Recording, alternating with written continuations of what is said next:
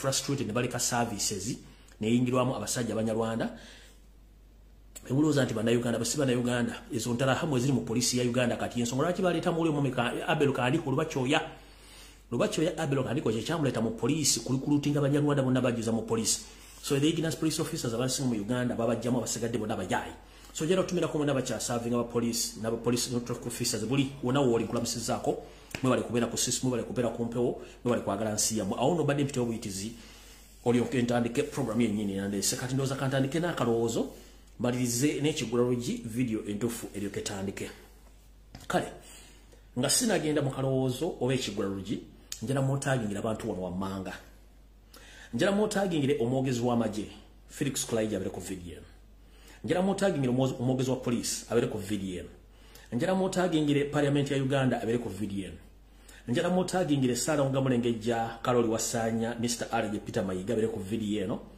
njala mutagingire Yoselite bahoro tabasala mutano wakati setano zezede njala abere ku video eno njagala mukyala we Janet Kembabaz abere ku video eno mutabani wa muhozi kanye pamba abere ku video eno njagala mutaginge kuno baloya bomukuru Abitex abere bambere ku video kuno njara nanyini eita nanyini kifo kya Freedom City mukuru Sebalamu abere ku video eno abazadde abatanagenda ku police babuza ibuzo mujja ku video eno njala bana Uganda mwenna abali mu kivulu ekyo bebajja kama simu bajja kensawo zamwe mujembere ku video eno nina ngende obawo roge mutategera galiwo before nganene njegetenda bawo njala mutegere njala mutange media stations za Uganda zonna omuli TV radio station bloggers ba era bwe mwabere ku video eno kubanga njala gisensula bwe mwategere kye kitufu ekiri mu Uganda nayo muyina okuwa tofu kale no mwenda bwe malo bategeza bwe ntimba tagging abantu abo olone njagala ntandike nakalowoozo ka leero tuluka tugende ku kigulalogi bwe tuva ku kigulalogi kya leero then tuluke tugende mu firimu nga bwe inokutambula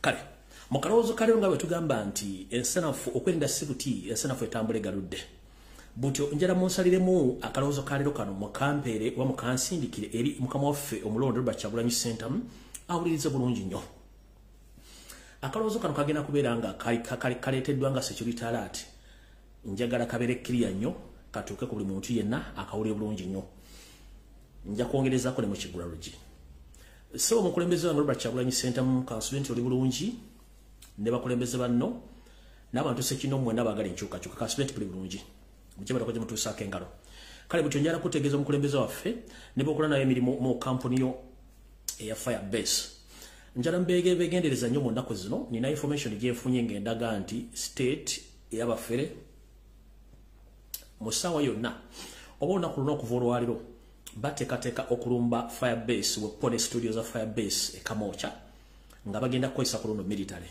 already bayinza okuba nga basindise dda balekers oba spies oba informant abalekinga information n'okumanya kyekigenda mu maaso mu Firebase ate era nga baagala kuteekawo nsasagge bulunaku lwe bagenda okrading oba okujja okukwata n'okwona buli kimu ekinaabeerawo ng'omukulembeze Robert Kyagulanyi Center mu studio mu mwali kale mukama wange Robert Kyagulanyi Center njala kutegeeza obubaka buno nti tandiko abantu abali ku studio yo nawo ku Firebase mutandiko bekengera baani abajjawo jukira bagamba nti SFC erina abalasita bangi nnyo bya traininga batambula mu kibuga batambula buli ghetto nabalazeko ne sample kubali abekubidde Somalia kubanga mu majja matuufu teri majiga gateri majiga professional we bateeka abantu balina dreads ne SFC ekina yokka kale njala tegeeza omukulembeze muganda nge Sadan Magic mayinti gwe oyinza okubanga head of operations there n'abantu abala mubeere very careful nnyo nti waliwo balekers oba informants baba basindikidde already ku Firebase abayinza okuba nti bayinforminga security kubanga baagala kujja okuradinga nga president waali mu kifalo banajja bagenda kukozesa military so si kintu kitala kyonna so bayinza okwagala okujja okukwata nga n'omukulembeze waali buli kimba kyonone era bagende ne bayagala okugenda n'omukulembeze wamuli ku olunaku lwo so mwena bali ku Firebase please njala mutisemu syndicate information etuko oli omukulembeze ndezo ne overall manager ba director Sadan Magic ne mutegeeze nti babere very careful nnyo n'abantu aba rotating around abatali ba bulijjo ne babanga abo ba bulijjo nga communications bakola ne movement zitegerekeka mind anytime izo creating a Firebase ne studio yako n'abakulu bonna abaliwo in fact babagala nnyo onaku banajja omukulembeze waali mu studio mu area so mutegere bulungi nnyo nti waliwo okulumba okugenda okukolebwa kakabadde akalowoozo kaaliro kali mu form of security alert nkafundikidde njagala genda ku kigulalogi kya leero. Alright. Ekigwaro gikyali nno njala kubeera nga kigenda sanyusa buli omu.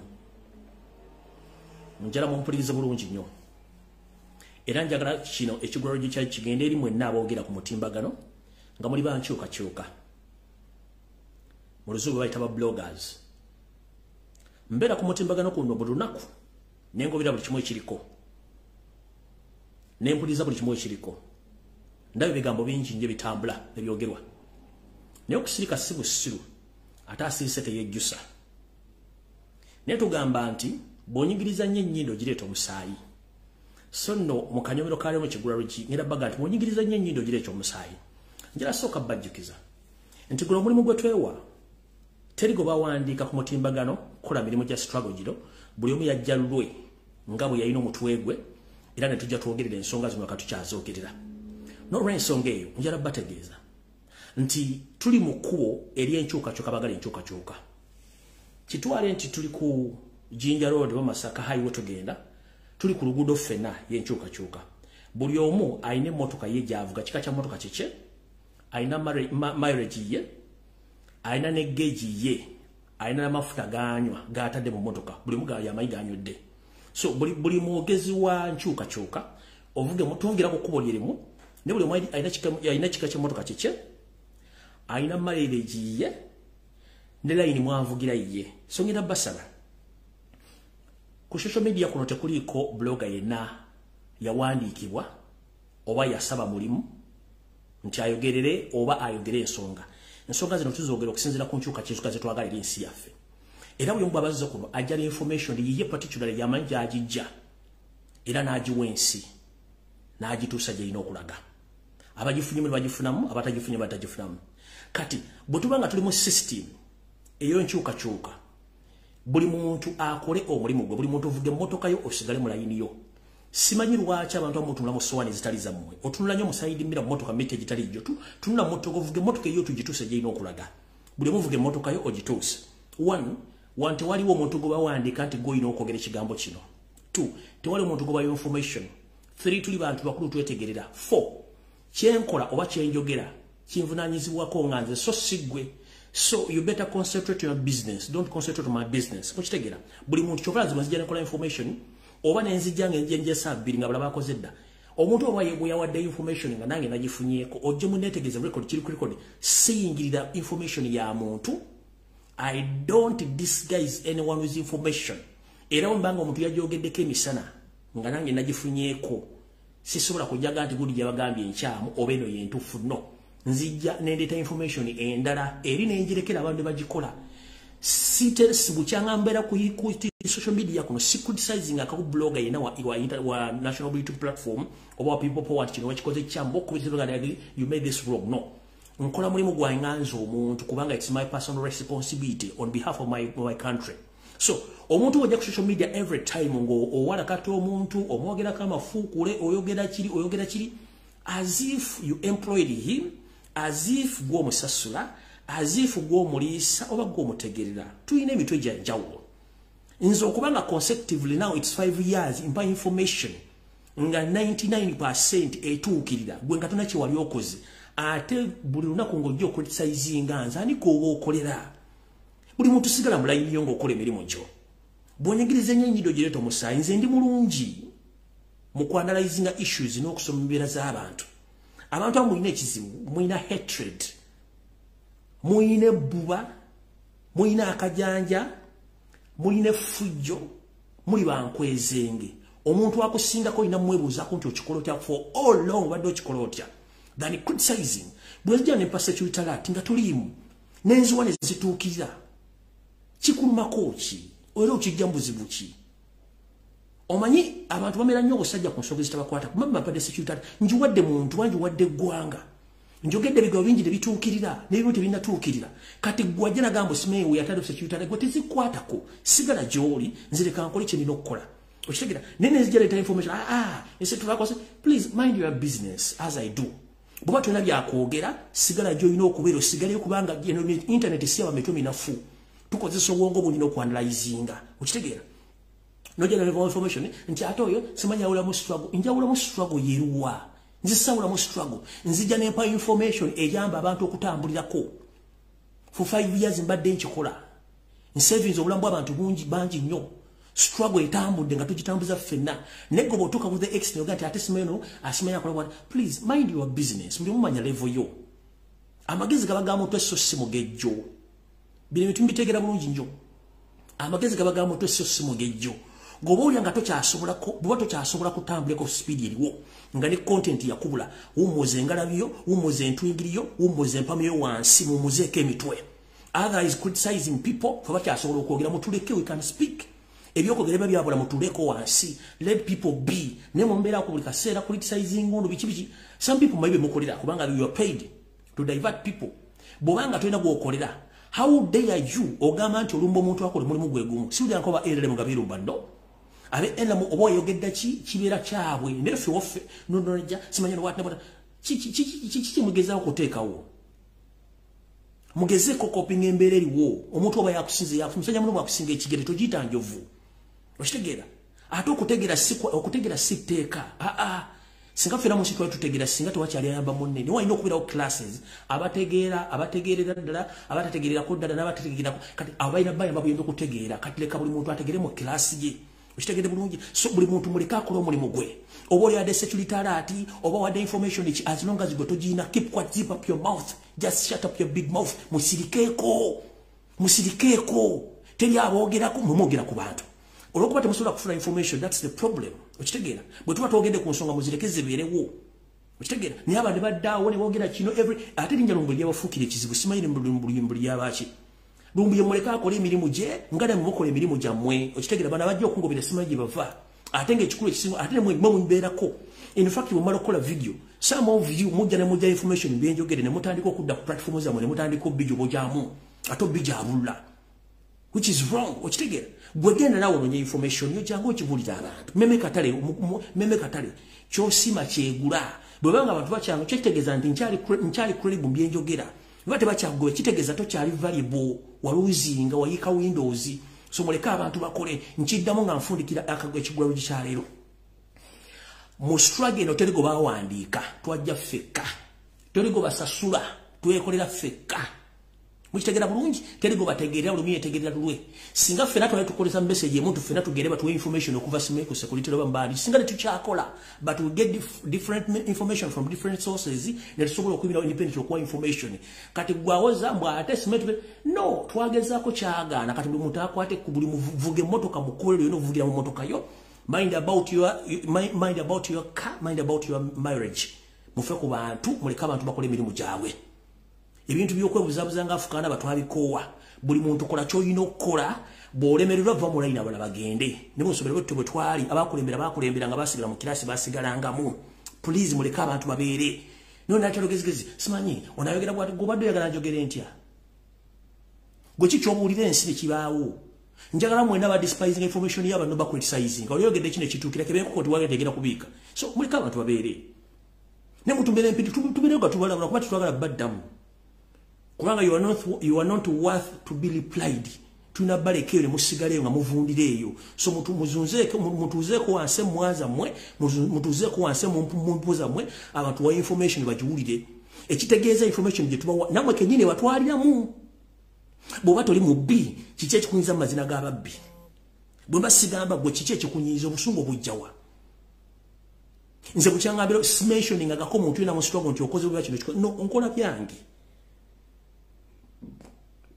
okitegera naye najja n'akulinnyirira ate okusirika buli kimu nkiraba not because sira nkiraba naye ngenda basaba ekigambo kimu buli omu vuga emmotoka yo etuke gyenderaga kubanga tewali gwe bawandiika teri gwe basasula mpozi ngeri bakola nga babasasula naye banga tebalina gwe bawandiika tewaliwo regulations internet wali gye musasulira teriamu information let people be buli omu vuga emmotoka yo kikabadde kyekibadde ekigwalo gikyalo kati njala information etandike kale tutandise bwe tuti ndowooza njala tandika n'akalango kano manyinza obeera opportunity gyowa abantu you go nogezaako omukisa gwo bwe gukulema mbasiriyo kati njala bawa omukisa guno muwulirize bulungi nnyo mu mwezi ogw'omunaana ejja kubeerayo international summit on mental and health disability 2023 a theme inclusion and reliance for everyone. Summit yeno egenda kubeera mu ggwanga lya Canada ejja tandika olunaku lujja kuba lwakutaano ennaku z'omwezi zijja kubeera 4 omwezi ogw'omunaana okutuuka ennaku z'omwezi 6 lujja kuba lwa Sunday omwezi ogw'omunaana ennaku z'omwezi nga 6 omwezi ogw'omunaana omwaka 2023 ndowooza ejja kuba etandikanga buli ssaawa 3 ez'okumakya ng'ekoma ssaawa 10 omuntu yenna eyandiyagadde okweyunga mu summit eno either ng'oli international participant oli Canadian oba oli exhibitor stroke vendor ojja tuukirira abantu bano oba ojja tuukirira mu kyalo ono osobola okubanga ombuuza more details oba ebisingako ku summit eno bagambye bati for more information please contact Madam Brenda Nakato at her email is brendanakato44@yahoo.com. For WhatsApp, please contact Madam Brenda Nakato on +14 16 83 58 174 or 256 756 70 3166 or 256 774 222 Address 237 Sackville ST 237 Sackville Street, Toronto on M5A 3G. Kankadde bulungi akalango mukawulire kasoma kati mu Lungereza kagamba the International Summit on Mental Health and Disability 2023 theme Inclusion and Alliance for Everyone. Participant including the international participant, Canadians, exhibitors, stroke vendors. Buli kimu kibabulidde endagiriro ejja tandika ku Lwakutaano ennaku z'omwezi 4 omwezi ogw'omunaana omwaka 2023 gwe tulimo gutandise ejja kukomekereza olwa Sunday ennaku z'omwezi 6 omwezi ogw'omunaana omwaka 2023 ejja kubanga etandika ku ssaawa 3 ez'okumakya mpaka ssaawa 10 ejja kubeera mu ggwanga lya Canada. Mbawadde email ne mbawa n'ennamba z'essimu nga ziri ku WhatsApp mutokiro omukyala gwe bayita Brenda Nakato. For more information bw'oba oli interested you discuss bakubulya details through which jonobanga ofunamu opportunity ey'okujoininga ekintu ekyo. Ndowooza nvuddewo kati tutandise firimu entuufu eyatulese. Kati njagala tubeere bantu bakulu ate nga tulowooza nga bakulu. Tutandise bwe tuti. Ebbanga ddene nnyo nze mbagamba ensonga zino naye nga mulowooza nti nsaaga ate mbadde njagala nti bwe mbayigiriza ebintu bino mube nga bitegeera bulungi nnyo. Mbasomesezza ekigambo kye bayita diversion ebbanga lyonna. Kimenya nno omutwe ng'omuyizi ng'omusomesa asomesa ekibalo ku ssomero wanaasomesa abaana okuwala naye nga abagamba z minus x equals yx ne bagamba finding a y. Nange bwe nsanga obuzibu okusomesa bannayuganda in terms of okumanya diversion n'okumanya lwaki ekintu kino kijjidde in the particular time nga waliwo ekintu ekyaguddewo. 1. Tulina ekizibu n'enjega eyagudde mu ggwanga nga tukomekerezebwa tufundikira omwaka gwa 2022 eyagudde ku Freedom City. Eno nno abagitunuulira mwagitunuulira ekyamulinga essalambwa lya nsenke naye olw'okuba nti yo seeri ennannyini kukola buvuyo n'okukyusakyusa amawulire yakikoze bulungi nnyo naye engeri gyeyakikozemu temunnagitegeera.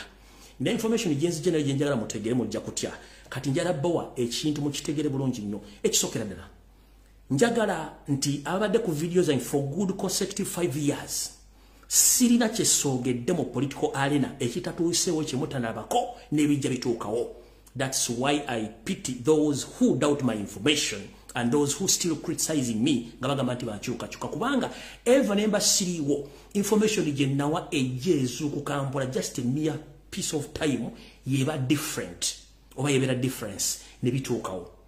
Right now enjega ya Freedom City byaguddewo Museveni musajja mugezi nnyo ne bamafiya be abamulowoleza okukola diversion. Nabagambye nti babagambye bantu babadde 10 but nze information refresh mugenda kutya. Kati Museveni kiyakoze kyonna mwakirage yavudde n'asindika vice president bo n'abakulira ekibuga okujja okulaba nenjala kubuuza eye catastrophe yoke yakagwa mu Uganda bamuganda etuusa okusitula abakulu bono bayita ku Freedom City. No, it's because yabadde protecting the image ya business ye ne ya image ye mukwatiridde mu kuduganya ekizimbe ekyo ekya Sebalamu gye bayita Freedom City. Yechi yakoze n'abaleetera history gwe yafudde present munene vuba muganda abasajja bamwambula no gendo demo video zange zonna enkadde ojja kulya bwe nabapulya information ekwata ku mwami oyo ne munne yaga nti yabambudde. It was a pure diversion. nchiddamu njagala muve ku kintu kya meya n'ekya muganda woli ekyagamba simanya mwambudde ajja mujjako obuyambi. That is history. Byonna nabyogera dda webbaaka nabyogera dda kati kino bakiresenga diversion kubanga temwagala bakiresenga diversion kubanga bano bakimanyi nti freedom sita mole gagenda sasa n'ensi yonna kati bo ne baleta kino ekyabwe ne baleta ekyabwe kino ekintu kyono meya ne munno oli gwe sagala kwogera yo diversion pure diversion temudda mu kitambuza wadde kiwa amakulu n'abakingide bona mubamanyi omulimu gwe bakola so temutuwa kintu mukijeyo mukitambuza simichi please temutuwa diversion za muchi bakirese covering ebintu byaki bya freedom city ekyo nkimaze tugenze ku kintu kya promoters nti bataddewo emiwendo egyesalira ku bayimbi njala kubuuza waliwo omulwadde asalira ebisale eddwaliro ntogenda kunzijanjabira ku mutwalo gumu nga sincerely speaking abakoze ekintu kyomba state agent era nga nabo bagenda ngeggulu ne bateekayo requests zaabwe nga ba promoters okukola business era mukimanyi who owns ba promoters mukimanyi no owning abayimbi abasinga obungi mu Uganda so abakoze ekintu kino balinga omulwadde bwanajja agante eddwaliro nti ndinze muteeka kunzijanjabirwa ebisale byange munzijanjala mutwalo gwa mitwalo 10 wo no eddwaliro lukujjanjaba ne bali kubulira biru yalyo so kati musoka mukwa please njagala tubere bantu bakulu ba promoter bali mu music industry mbali katosobola kungamba nti consumer yabulira manufacturer ebbeeyi kwalina omuguliza omuti gwa sabbuuni manufacturer alina okuteeka obbeeyi omuti kwa baguli omuti gwa sabbuuni ye muyimbi kati kitegeeza nti gwagula akozesa sabbuuni wa mukwano tosobola kukwira mukwano siri muga mukwano nze leero omuti ngenda gugula mutwalo ngenda gugula 2,000 bwazi 2,000 sigenda gula sabbuuni wonno mukwano yamanye sente zayisizemu okufulumya omuti gwa sabbuuni era yakubulya ebisale byagenda otunda sabbuuni then ba supplier ba wholesaler ba supplier ne ba wholesaler ne ba wholesaler ne ba retailer ne bajja bakubulira ebbeeyi kwogenda ogulya sabbuuni nenge vudde wa manufacturer kati mu Uganda manufacturers bayimbi kati ate weewunye ba promoter bajja batyo okuteeka emiwendo kubanga kino bakisetinze kitwala obwongo bw'abantu in terms of diversion babajje ku ki ze diversion bills babateereddewo diversion endala yono mwana go baba gesimanyi muyimbi rapa simanyi yetadde ku sente zayo nakubaka ekifaananyi so the diversion is satu kati kamba buli omuntu ganti yetadde ekifaananyi ku sente za Uganda ngate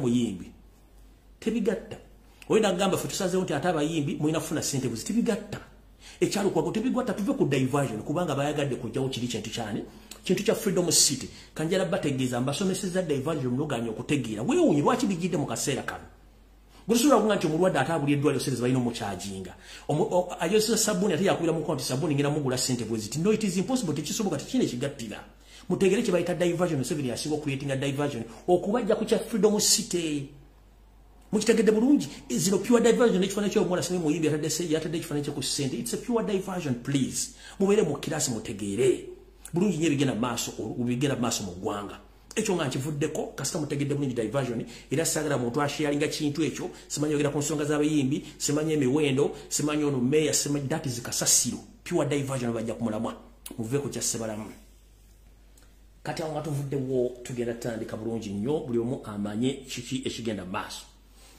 alright tutandise tutya olwaleero ndowooza kansooke mbabikire sina gasula nga simaze babikira bulungi nnyo obansooke ne Kaloli Wasanya Charles Peter Mayiga Gamulengejja ndowooza right kansooke ne Salonga Mulengejja Salonga Mulengejja Wasanya Charles Peter Mayiga Kaloli Mr. Alaje how are you kansooke tuli bulungi ka pressure kawulira obwambe go botadde ku ddala nnyo ne kati kansooke nkwambule mu kwano luutu soko uli bulungi nnyo tugende basi atandise bwete Wasanya Kaloli Charles Peter Mayiga Salonga Mulengejja n'enteekateeka ya bamafia bali Mengo ne State House ne bamafia abakola mu kisawe Nambole mukulu Juma Mpaji Sewanyana alinga general manager wonna kisawe kye Nambole mukulu nkulabula oli musajja muganda okujonga nawe oli muvandumwe abeeyita amanya faza kibi yayogeddeko lwaki mwetu mumanya gammwe nakuli asobola ina n'omutubo gwa sikira niyo musajja omukulu oyagala kusaanya obuwangwa n'okutaka eriri Nambole nga mwekawanye ne muhoozi n'abasajja afira bali mu State House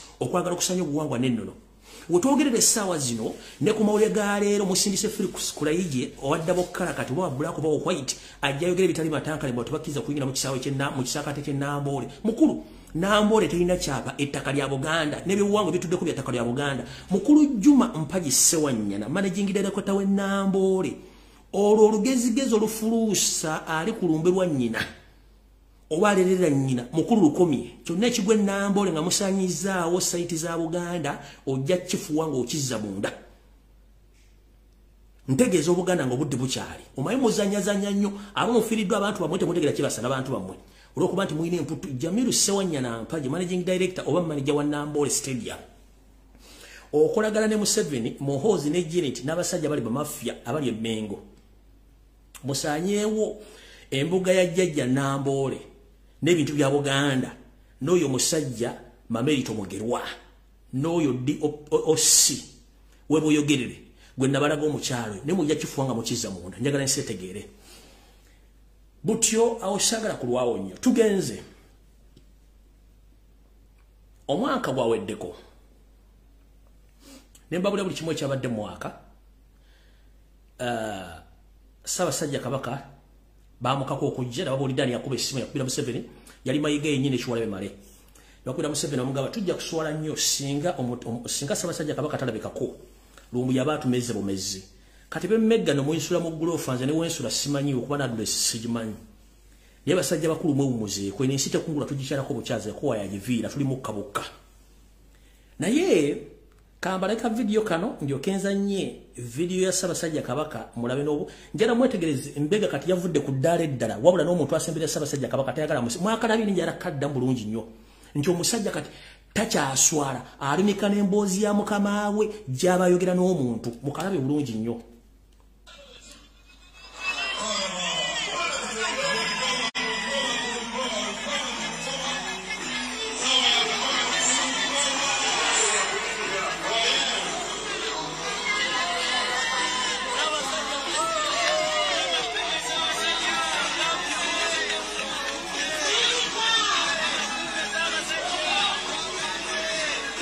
najja n'ateekawo okutumula bw'alingiza alumika emboozi ya mukama we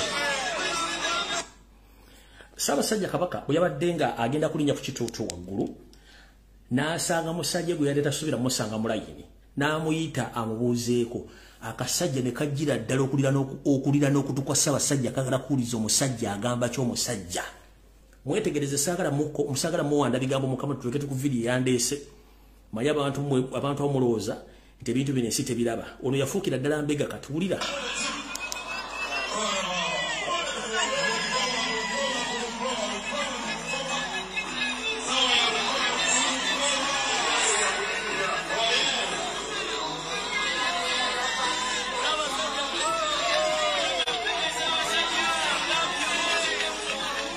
namugamba jangu nakunoonye edda jangu nekajja nekasembera kaafo nekasembera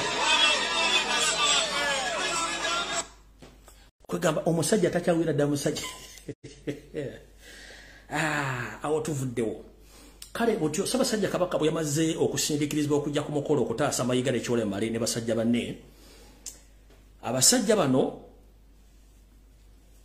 njala soka bazzaayo okuva lwe batandika okuwamba n'okutta abantu Mengo ngejjudde mu bamafia tewali muntu yali akola statement yonna ebuuza baani abawamba abaana Baganda n'okutta bannayuganda mu Buganda Ssaabasajja Kabaka bwe bamala okukwata Kyagulanyi n'okubba abantu amasasi mu Kampala Ssaabasajja Kabaka yavaayo n'akola statement yamuviirako obulwa njagala mwenda ba criticizers Mayiga baasasula njagala mudeteyo video emu Mayiga ngaako obanga adda mu bubaka mukama bwe yali ataddeko bwe yayogerako olunaku either Mayiga omukungu yenna w'Emmengo Kabere MP wa Buganda eyavaayo n'akola statement ng'ajjuliza obuki ajjuliza obubaka bwa Ssaabasajja Kabaka Kabere oyo gwe muyita luupu Kabere ani okujjako omusajja ali oguluta maguzi Ssemakula waliwo engenda okusinziira ngende mu maaso ne video ya leero njala kuzanya video mwena mugimanyi naye n'obubaka bwe yaziyogedde ng'enkomerero mwaka ekola ki eyogera eggwa mugenda tegeera buno baka bw'Omutanda bwe yayogera nga bamaze okukwata Kyagulanyi bassa abantu naye Mayiga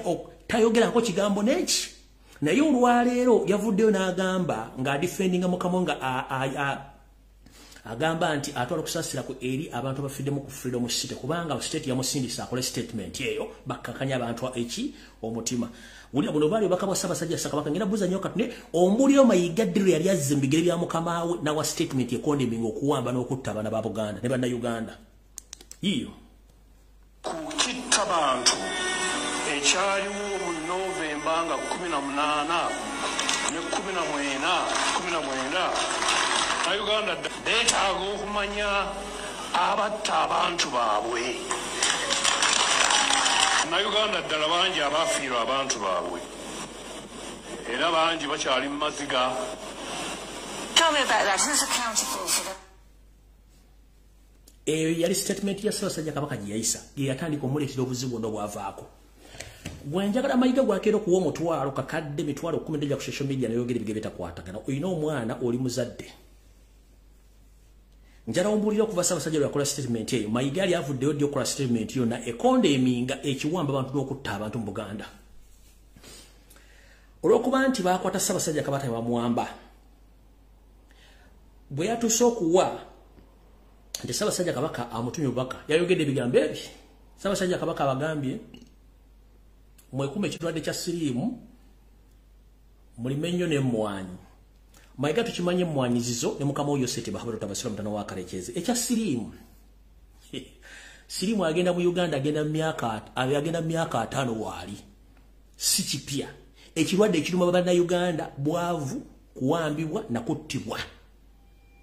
Nebyobufuzi bitatebenkedde n'abanyalonda abayingidde eggwanga lyaffe okubula disensi ludimalawo. Gwe eva buli Ssaabasajja Kabaka lwabatayogedde ng'ofuna omukisa okuyisa emboozi ya mukamaawo mmwanyi ne siriimu. Sebo twagala kubuuza kuva ddi nga Ssaabasajja Kabaka agenda nti babuulirize ku kitta bantu gwe lekoze statement n'ovaayo wazira emboozi ogenda okola nti embeera mu Uganda ya siriimu ogenza okola n'embeera mu Uganda balya mmwanyi.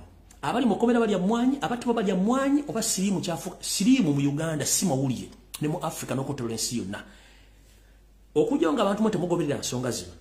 Omusajja ono bw'avudde olwaleero n'agamba nti asaasira abantu abafiddwa bana ku Freedom City akikoze okukavalinga abantu kye bandirabye nti tewali wadde omuntu omulala akyogeddeko ye n'avaayo n'akyogera ku lwa mukama oyo Yoseri naye nga mukama kye yayogera takyogerangako agenda mu maaso nga nti siriimu na mmwanyi siriimu na mmwanyi Abaganda siriimu bulwadde bwaffe bwabwe anfuna obe mmwanyi Abaganda waliwo ekintu ekitagatta mu bulamu obuli emmengo naye tujja kitegeera gye bujja katono. Kati nawe sigenda kulwawo njala genda ku information entuufu eyandeese katutandise bwe tuti njoke ngende mwendala bage mutaage abantu abali ku Freedom City mwennanjala mutegeere. Mwenda baza bagobera video zange nabagamba nti sente ezafulumizibwa ezaprinting bwe ziri mu buwumbi n'obuwumbi ezigenda okusatulatinga nga mulimu akebiri n'akemitwalo 5. Sente zayingira dda mu system ne mu banka mwezi. Kati njala bana Uganda mumpulirize bulungi nnyo. Bw'oba okimanyi nti olina sente mu banka, bw'oba okimanyi nti oli musuubuzi, wulira information eno njala obabikira. Gwe Munnayuganda yenna alina ensimbi mu Uganda oyinza okuba nga ku nsimbi z'olina mu banka oba z'olina enkalu ku bitundu 10 ebitundu 6 sente zonna z'olina nfu. Chiddamu gwe Munnayuganda omusuubuzi nawe alina sente akola business oyinza okuba nga sente z'olina ebitundu 6 ku buli 10 zonna nfu kye tuyita fake money.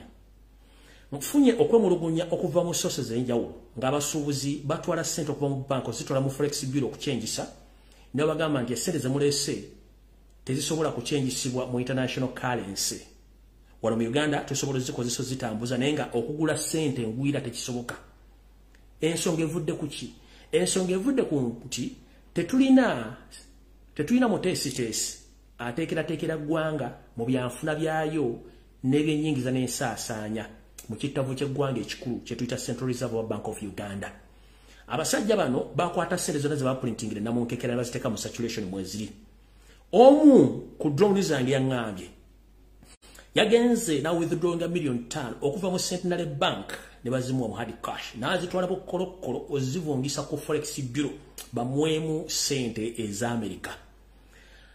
Olwaziwaddeyo ne bazisunsula mugenda okumaliriza nga $2 ze sente zabamukizo mu amwe endala zonna bagenda ezo sente wante sola kufuna mu international transit sola kufuna mu international currency olw'ensonga nti IMF na World Bank sente zino tebazirikogonaizinga nga sente entuufu wadde wazijje mu bank.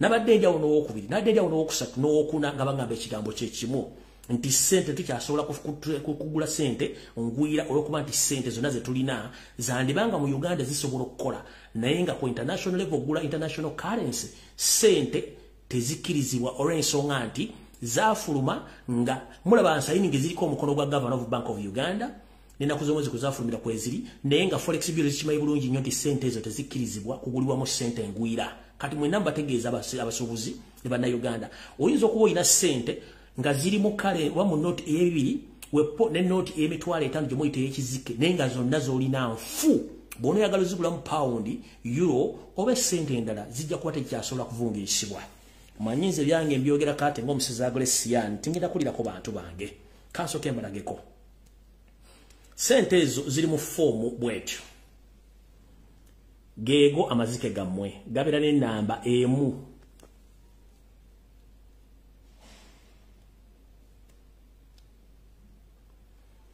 era geego amazike gammwe na bibiri ebinyanyanyanya bana birina ennamba y'emu kati njagala mwetegereze bulungi nnyo tugenze wano wali okulina okukomba essowaani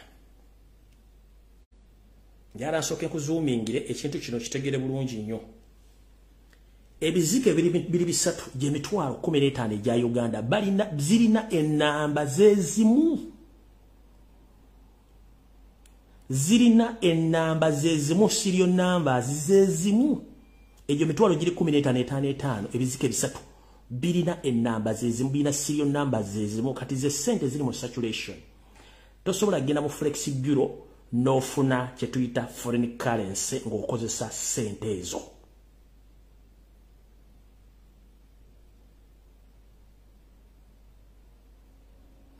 ebintu bino nabibagamba dda nene mwebuzaabuzo mayinze byange na zino zizino mayinze ze byange mbyogera kate ng'omusezi agula essowa na zino zizino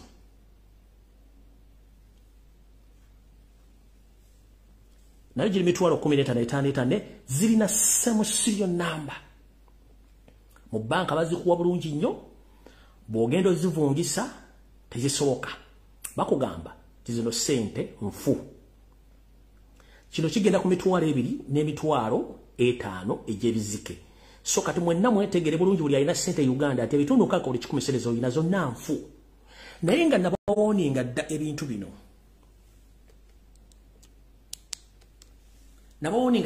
tugira kubeerawo mu kye tuyita failed state bino ebintu bibeeramu nti abasajja basobola okukuba sente zaabwe nga basobola ozigulamu ebintu byagala naye gwe bw'onoyagala ozigulamu ekintu eky'omugaso zijja kuba tezikyakola. By the way, Yose bw'anaaba akyafunye obulamu obubeera mu nsi mu mwaka guno mugenda kuwulira ebiwoobe ng'amaze okulonda gavana nga tetulina sente gavana bigete tetulina sente mu saturation oba mu treasury n'ekirala sente ziri mu saturation zonna bayinza okukolawo buli kye tuyita currency reshuffle ne baga nti sente zonna ziri mu saturation tuzeetaagamu zizze tuddemu tu reprinting esente endala ate kijja kwetaagisa mu capital kuddamu ku reprinting sente endala ogenda okusobola okulusa mu IMF kitegeeza gwe omuntu alina sente ezo zijja kubanga tezikyalina mugaso abasoma economics n'abasoma ebyefuna bajja banyonyola naye mbategeezeza nabagamba dda n'ekino kyatuse ku bantu 5 sente zitambula bamaze genda ku forex bureau ne babagamba zino sente zikola kubanga sente nfu lwakuba nti mu saturation mweziri zikola ki zitambula awo nno nvuddewo njala mwetegereze bulungi mwenna abalina ensimbi ekirala abalina ensimbi mu banka ez'enjawulo nabagamba bagenda bassaako obukwakkulizo bw'okugyayo ensimbi ne mbagamba mukendeeze ensimbi zammwe ne mulimu okutegeera bulungi nnyo obadde okimanyi nti ogenda mu Sentinel mu Absa ogenda mu Post Bank ogenda mu DT nti kizibu nnyo kuwithdrawinga milioni 10 atego oba mulundi gumu nti kizibu nnyo banka ezimu zigenda zigamba nti tetunafuna sente hold on kwatiramu come later tumala ofuna sente okuva mu basuubuzi kubanga tebakyazijja mu Central Reserve system kati etambula bwete banka zonna zirirayinga ku bantu abadepositinga nchiddamu banka zonna mu Uganda zirirayinga ku bantu badepositors yenza akutte emitwalo gye 10 n'egitwala ngiterekeyo naye tezikyasobola kweyimirizawo kubanga gye zirina okujja sente mu Central Reserve teri wadde ne coin yensonga lwaki these are processing alone tebakyasobola kufuna sente kubanga banka tezina sente yensonga lwaki bateekawo limit okuwithdrawinga sente ku account yo kubanga osobola okujja ngo milioni 10 ozidrawing mu lunaku lumu kitegeeza branch ebo banakibo branch esobola okuggalawo nga terina sente so bateekawo limit ku sente mekazo withdrawinga ne ku ATM kimanyi bulungi nnyo kati bali mitinga sente zojjayo kati kyebakola bamala okulimitinga sente zojjayo ate ne balinyisha charges za withdraw bw'ojjayo sente mu banka kati charges baazirinyisa n'okusaba kye tuyita bank statement nazo baazirinyisa kati banka erirayingako ku badepositors abatwalayo sente naye ba withdraw tabakkiriza kujjayo sente bowerayo million 5 basobola kati tugenda kuwako million 2 endala jazisima after 3 days nga balinda ba depositors okuleta sente kati mwenna balina sente mu Uganda mbategeeza mujjeyo sente zange obudde bukyali Uganda ekintu esana kigenda kwedomola nga temugenda kubanja bank bajja bagamba even after crisis yava mu Central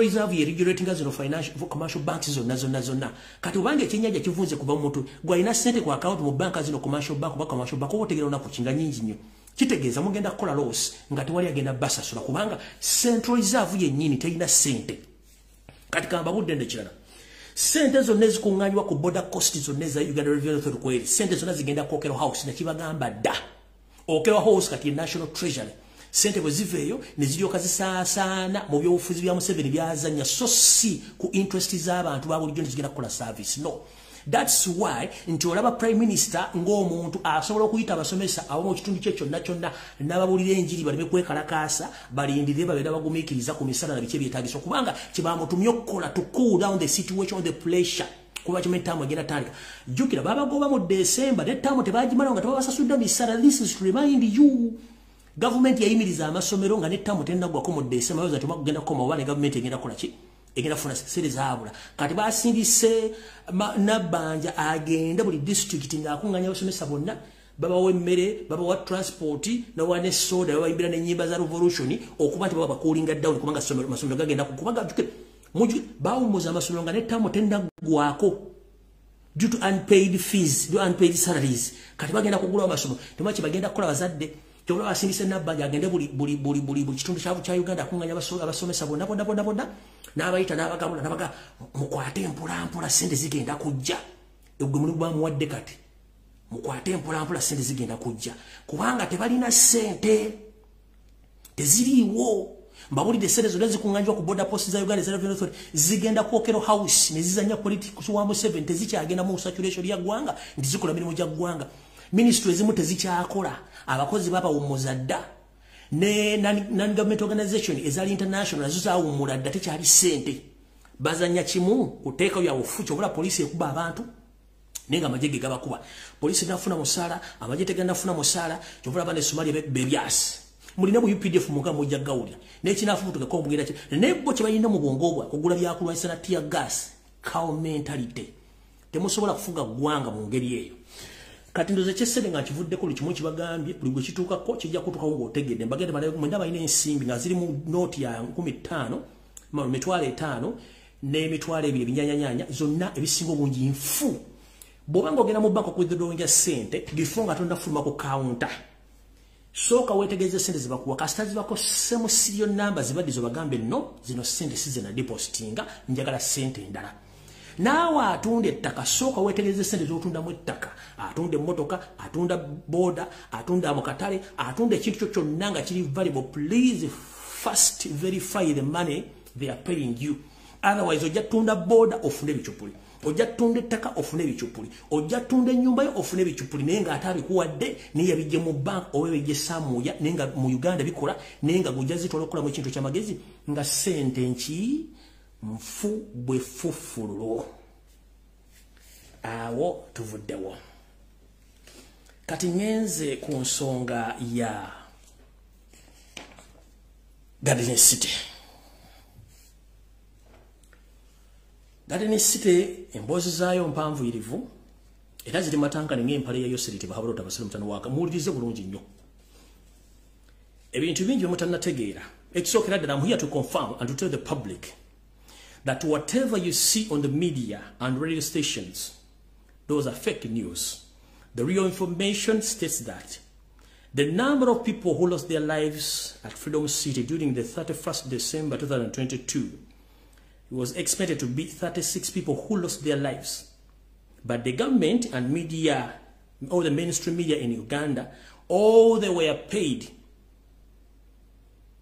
by the state. All of media stations or mainstream media in Uganda, they were paid not to produce any information or to air out any information concerned about the death of the 36 people who lost their lives at Freedom City during the quarter of 2022 and at Freedom City in Wakiso district. So, mwenamba tegeza nti enamba entufu y'abantu abafudde babadde 36 naye TV and radio stations zonna yoseeri ne bane bayisasudde obutafulumya mawulire gano. Era amawulire agafulumyeko g'abantu basusigga abantu basuwa abantu bali babaga abantu 10 bokka nenga abantu badde 36. Kino kyatuusewo kitya okutuukawo bwe kityo. Sigenda kudda mu biri bye nabagambye information entufu yino. Gobadde okimanyi nti nga twolekera sekukulu ku Freedom City wafaya abantu ekyesubo kyatta abantu abalala bagendera ku bisago era tewali muntu yina gubakkiriza ku recordinga wadde okufuna information ku TV ne ku radio kabere bloga yenna. Obadde okimanyi nga tuyingira wiiki ya Christmas ku Freedom City wafaya abantu ng'ekyesubo kyatta abantu ngenenje gate nabo ya 31st ekyesubo ku Freedom City kyatta abantu tugwali kyafuluma ku media yonna wadde ne wamu. Nabagambye nti gabazimba wantu wali abantu 20 emizimu gyawo simyangu gibanja n'ebyokola bennyini abagagga bibakozesa okubeera n'ensimbi ezo nabiwo ebiri. Gwe omuntu ng'omanyi tulina muganda akola ku Freedom City oba baddewo mu nnaku ezo zonna nga tuyingira December ajja kukubuulira wano wagenda okuva okuno wali okulya n'okukomba essowaani. Mbagambye before 31st abantu bafa ku Freedom City ekyesubo kyasuula abantu ne kibanyiga tebalina kibaayogera ddala nekisirikibwa.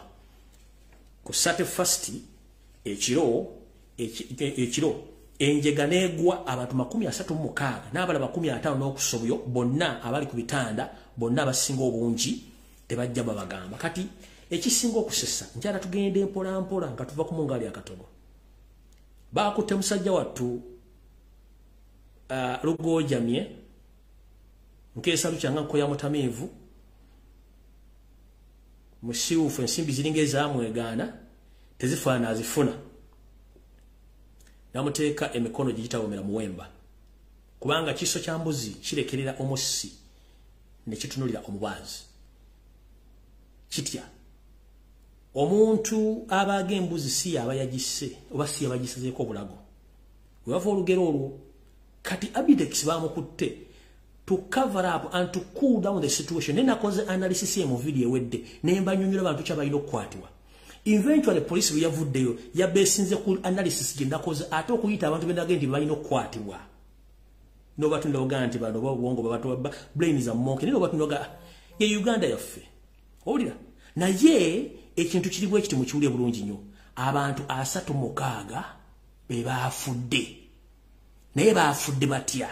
Ekisooka musajja mukulu Abidex wadde simwagala wa NRM talina musango. Omusango balina kwata nanyini kifo balina kwata DPC wekatwe balina kwata standby police office yabaddewo balina kwata abasajja ba Uba abaddewo nga bakanyama n'okwata manager ne babateekayo n'abazadde bakwata obubuza kana akataano. Kubanga kigamba emiryango gyonna gyadde gisibiddwa gate ne balekawo gate emwenzi gule gye badde bagambira abantu okufuluma n'okuyingira which is wrong.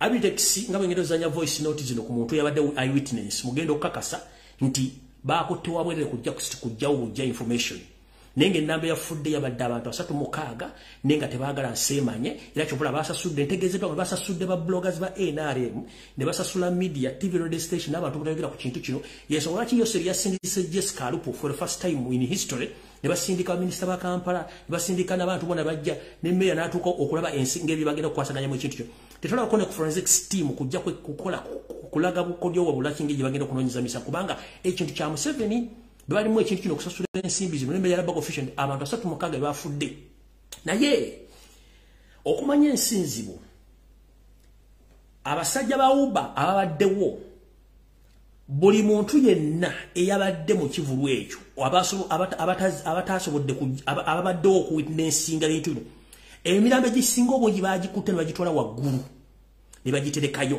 ng'abawuba bagikola ne bakomawo ne bajja ku buli muntu yenna essimu ne bamuggyako n'ensawo kigamba nti amasimu agasukka mu 2,000 n'obusawo n'ensawo z'abantu abasajja ba Uber babuze nabyo tebannabiddiza bantu bannyini byo njala kubuuza kiki ekikugisaako omuntu ssimu ye oba ensawo ye bwe mbaga temwena kimukweka kiki ekikugisaako omuntu ensawo ye n'essimu ye nga tulina kimukweka abantu almost 2,000 tebalina masimu gabwe ag'obuyonjo tebalina nsawo zaabwe n'abadde ne gadgets endala zonna baazibaggyeko mwabadde mukweka ki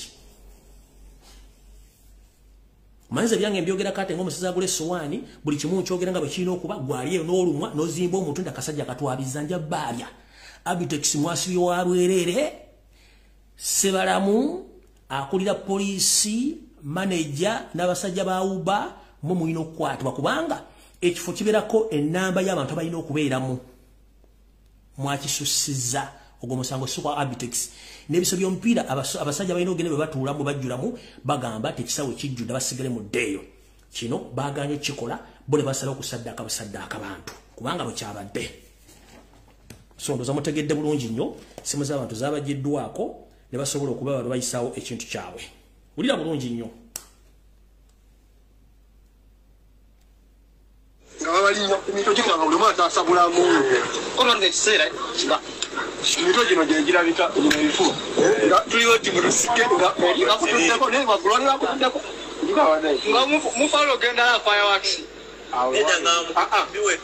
twayingira musika lyakalyange balina effujjo abantu bagendesa force bagenda force kati olwabajayoyola afe tugenda gayona afe tugenze kati webakozesa force eri tukyakaliya kange balina ekatuuka nekafunda kati kagere kafunda kanyagamuddewo mukanywa nagamuddewo mu biteeri kanyawayo kanyawa yali ali ku mujanga omuyange era nagala nagamuddewo mu biteeri tukyakaliya omwomu yayitawo waba muddewo mu biteeri kati eri bagulawo leero lwaki abantu ne bakyuka eringa baka stage eri wanene ekyo kigete ate nga bakuya ebibaati ebyo abantu nabaga muddewo mu biteeri abantu ne bakyuka kati mu kukyuka bajja beesimba abali eri mabega be basembye eri bayosawo ne zitandika kati abantu n'oliyo omutima bonna basindika businzi bagenda omulimu abaana abato emyaka egyo nobona gwe nali nalidde omwana omwana akutte mutowe ntumusitula ntumukwana ntumuwa omusajja naye netumusitula nayimira kuno kati ffe netukapijja lwana kati geno babalaye basindika kati fena twalipinja tutambule kati jukira wali waliwo kali akaguli akagenda bwekati kati nga otuukaawo ogwayo olugeo jukira eri bakusindika fosi y'amaanyi nolaba obwobwira wansibakulakako abalala baakudde era waliwo abali bagudde era abasinga bonna ebajja wansi abasooka wansi abasinga bonna baafa mpozi oli yazirika buzizi naye nga abasinga bonna baafa bali balinnya kubali nayagala bulamu olimu naye kyanyala nti yali kumpi osegera yali kumpi nga tali wala kasajja yali tagenze yali kumpi nga mulani naye amusoko gyokwatimunga abasajja mizimu kwati tumusika wali wansi yali yebasente mutwasoka okujjayo naye netumujjayo kazirise omutwe gwali eno wegu nga bamutulidde kino bwekiti tumusikayo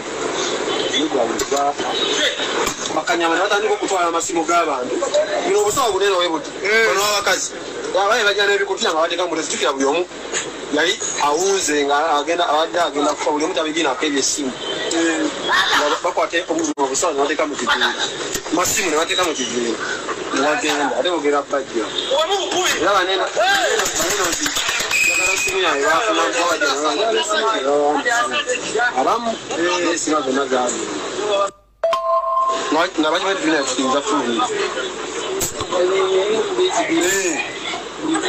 ne communication nini yali poor utoyinza tugamba sawa ngebule dakiika 5 fireworks zigenda 5 tugamba mufulumu ngena fireworks wayina gamba era bonna bayogera ku wayina kugamba nti sawa 5 kitundu sawa eze dakiika 3 tugenda tumara kufuluma kisigaze dakiika sawa 5 dakiika 2 mufulume ngena fireworks nemo okuwa mwagala essente ate nokufayo tufuluma balwera abantu bera bagala kuyinga tebamanyi kiri munda ali tuketi eri bagala kuyingira tuwala temuyoya bali bakyalawo ne babijjako kayino omusajja oyo ani Abitex yali alina wabweru eno ku mulyango agwage nomuga abantu bafa n'agenda alabe ng'abantu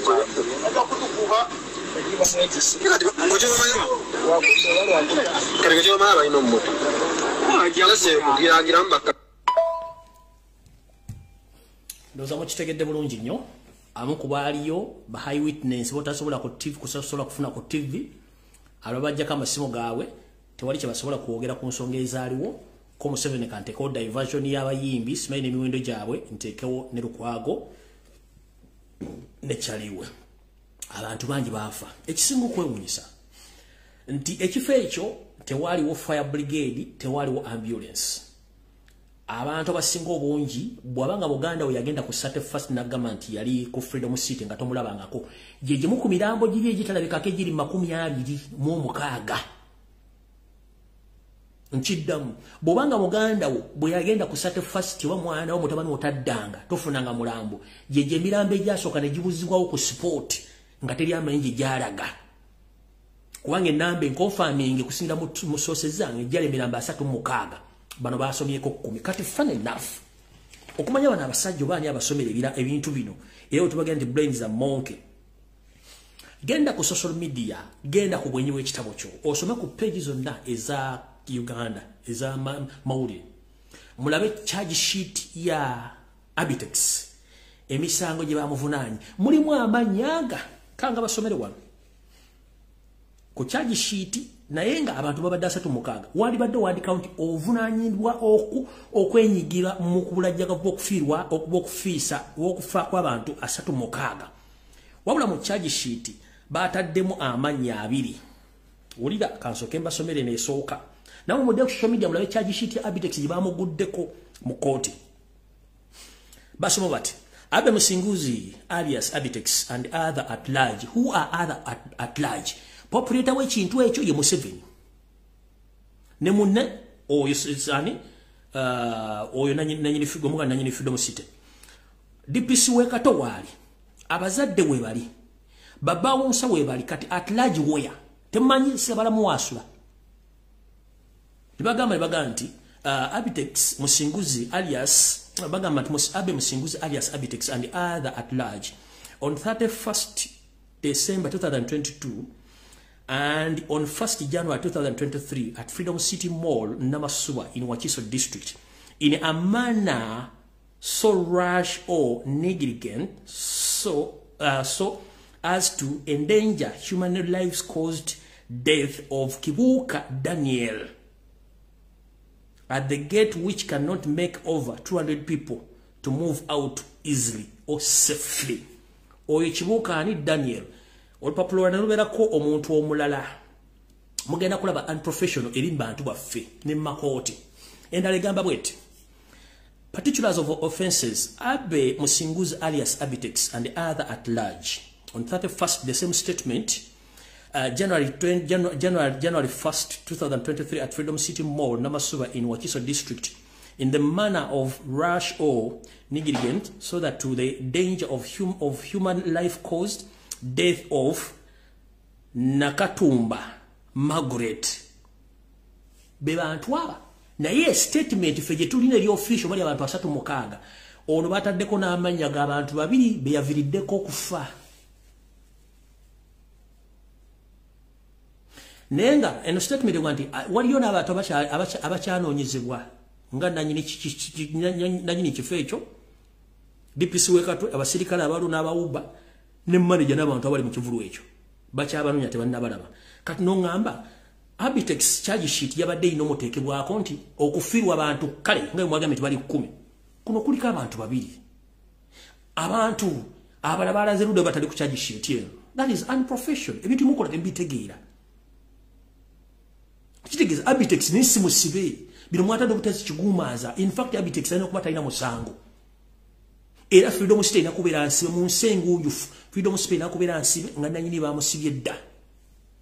Awo sigenda kulwawo njagadde kuyita obuyisi bategeeza nti abantu freedom state asoka ne firo n'abantu nga tetundatuuka na kwa 31st ekyesubo kyatta abantu teri yayogera media bazisasula kino bakyazeewo media zonna bazisasudde obutayogera ku kintu kino komo 7 kandetewo diversion yabine emiwendo gy'abayimbi n'okuteekawo diversion ya Lukwago mbaddamu nti ezo diversion zombi 3 n'ekyo n'oyo omuwala omuyisimeyo yatadde kusereza Uganda zonna diversion byonna bifu bakweka kintu kya freedom state kubanga kyabayitiriddeko yensonga batuga nti akatali kabbe amagumba oli osula mu lya Museveni bali wadde osasula basasula kukozi ki gwe nanyini kife ekyo kubanga insurance freedom state ina insurance cover budget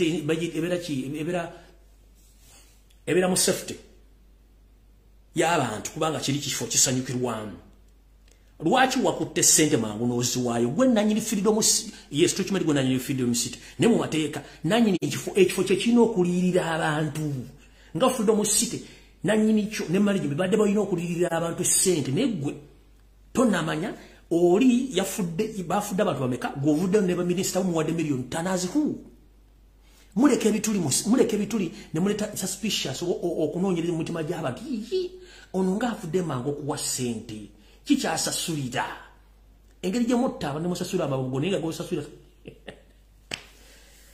Uganda kati awo ngavuddewo banda ngobadde okimanyi nti mu Uganda tetulina mu Uganda ambulance buli 10 eziriwo ambulance entuufu ziriwo ambulance 10 ambulance 9 zonna sa ambulance zonna transporter nchiddamu eggwanga lya Uganda ku ambulance 10 ezirimu tunako ambulance entuufu kyebituta ambulance ziri 10 ekyenda transporter motoka ntambuzi za bintu babantu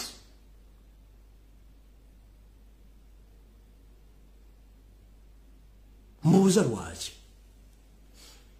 kyetuyita ambulance oba ambula wansi mu Luganda ambulance ebeera ng'erinamu equipments eza first aid box gamba nga oxygen n'ebintu ebira n'akatanda biki bigenda kuna amadagala gasookerwako ng'erimu n'omusawo professional doctor oba nurse akwa treatment nga bakutwala mu ddwaliro okutuusaayo kyekisooka ekyokubiri badriver bonna bavuga ambulance ne bassistant bonna bateekeddwa okuba nga balina idea mukujjanjaba n'okujjanjaba n'okufayira obulamu bw'omuntu bwe bakimye mu Uganda balonda bulonzi bantu najja navuga ambulance nayo kajikala katanga linga ngavuga emmotoka y'amagye kati emmotoka za Uganda zonna ambulance baleeta bulesi kuliko ka stretch nga bakuyiwako nga bakutwala mbu ambulance tuna ambulance ezo nakaliya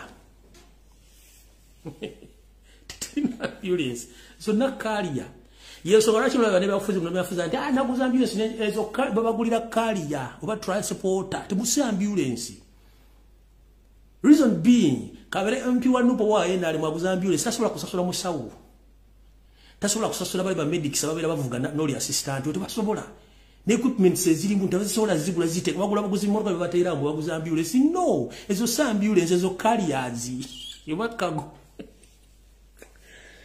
Uganda wabula abasajja batukuna midde ku eyo si ambulance kyebayita ambulance jali baddwaliro ddamba mulimu oxygen first aid kits nga nakuliko musawo amanyi kyakola nga ne driver ono babale driver asobola okukolako nawamuliranye oli driver nesitula gye basitulamu abantu bano medics nga baziba abali ku ambulance ebera professional sene kwata kakasoka katana bateka mu bateka ambulance zigenda mu abantu abasoka batano bateka muri batano batola muri eyo sa ambulance zino motoka zitwala mu monde titulina ambulance mu Uganda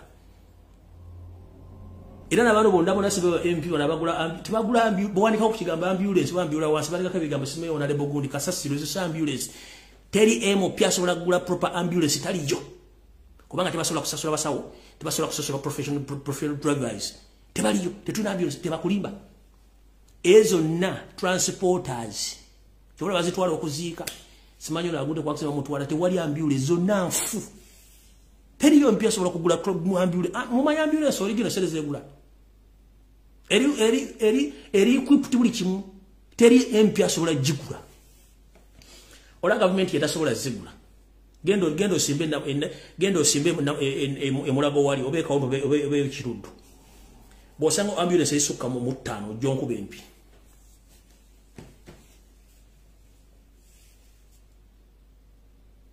bosanga ambulance tane kiruddu benna ziri full equipped ojonku bempi ezo mwagula transporter za kusombera mbantu bagudde ku accident bichi kubatwala kwanvuya sa ambulance tekudwa ngo bino kubo musawo agaba first aid ku muntu bamutusi nga muri ne oxygen erimu ne esse kula bulungi nnyo nga temperature erimu limu ambulance esobola okubanga esobola okuweza obulamu bw'omuntu oyo mpaka libana mutu zene zirimu ezimu zirimu n'ebyenje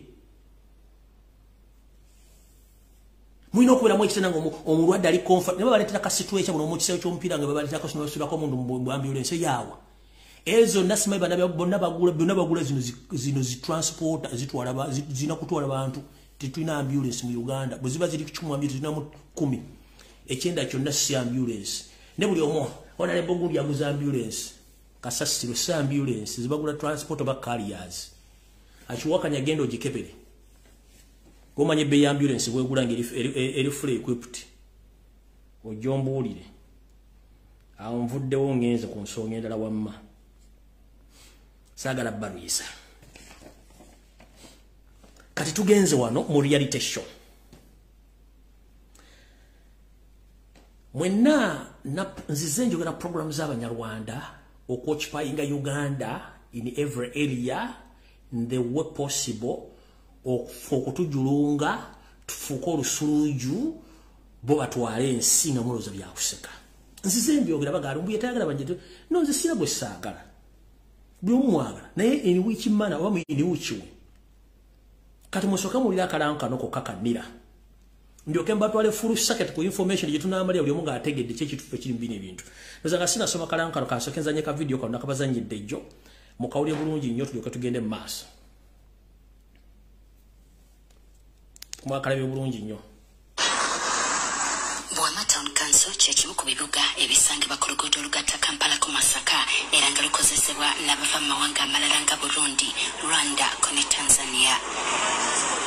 Olwokuba buwama kibuga ekikula abakulembeze bagamba nti abantu bangi abava mu mawanga amalala agaliraanye Uganda abeesooka ekitundu kyabwe naddala ku bizinga okuli Bunjako ne Buyiga. Basi zezibaleeta ne baviiramu ku checkpoint eza basi ezo bwe batuuka ku checkpoint ezo beegaba abamu ne bagenda kugeza nga ku myalo ebunjako abantu ne bagenda ebuyiga nga bagenze kupakasa kusanga abantu abo nga bali mu bitundu tebalina biboogerako batayaya butayaya abamu ne batugamba nti babaze kunoonya mirimu naye nga waliwo akakundi k'abantu abayingiza abantu abo mu bumenyi bw'amateeka nti ntera okubeera kubanira n'otunuulira gwe bawandiika nga yeddira nkima naye nga tamanyi na mukulu wa kika n'oluganda talwogera ng'alina gy'avudde so abo bajja kuno ne bafuna n'endagamuntu era ezimu ziri mu process bagenda kuzibawa batuuka muno ssaawa mwendeeza ekiro ssaawa 12 bona zibasobola zibafaale ku bizinga zimanyiddwako mayitire. Bongerako nti okujja kw'abantu bano kutaataganyiza nnyo obuweereza bw'omu gundu eri abantu b'ekitundu n'okussa ebyokwerinda ku bunkenke. Kimubeera n'ebintu bye mba muteeseteese mu kitundu nti katugeze nti mumala ebudget temukola emanya nti mu kitundu tulina abantu bwe bati sinzira ku statistics zemba nazo naye ne weesanga ng'oluusi tebikoze bulungi olw'abantu abeeyongeramu nga sijjagizanya na gye bateereddeyo kati kantandike bulungi nnyo muwulirize bulungi nnyo kano ke kalango ka Nira egamba bwete the mass enrollment and renewal exercise of the national IDs The National Identification and Registration Authority, NIRA, will register all Ugandan citizens starting June 2023 up to August 2024. The exercise is directed at renew all cards issued between 2014 to 2015. Negenda maso ne kugamba registering the estimated 17.4 million Ugandans who are not registered. Are you kidding me? 17.4 million Ugandans, they are not registered. Amalina okunywa okumazzi. Naye jjukira bano bulunaku bayingiza abantu abasukka 10,000 mu bbaasi kuyita ku borders z'enjawulo.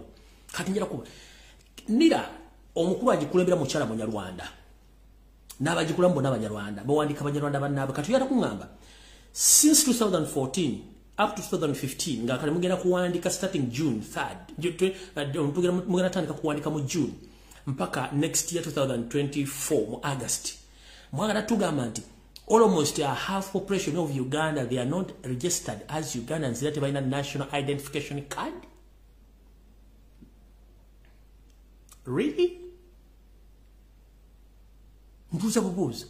Mwagala tugamba half of the population of the indigenous Ugandans, they are not registered. They don't have NINI numbers. Mbuza bubuza.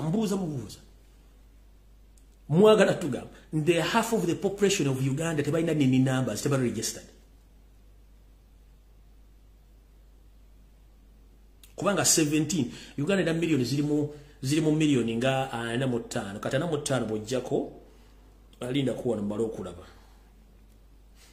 Linda kuwa na mbalo okulaba katono nnyo wano omanye ebintu byaffe byakubala bulungi wano ku internet tubibalaba abantu babitegeere bulungi nnyo. Tubale tuli million 45 minus katubale 18. Oyera kungamba nti bana Uganda kubukada na mbutana bukada 27 bwina ndaga muntu. Yokumira mudate bwina tambulije stalinga.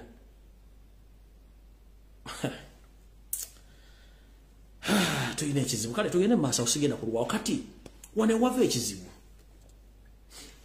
Mwawulira omusajja ono agenda ayogera ku radio nti bali million 18 n'omuvandu megashumba atamanyi nsibuko ye.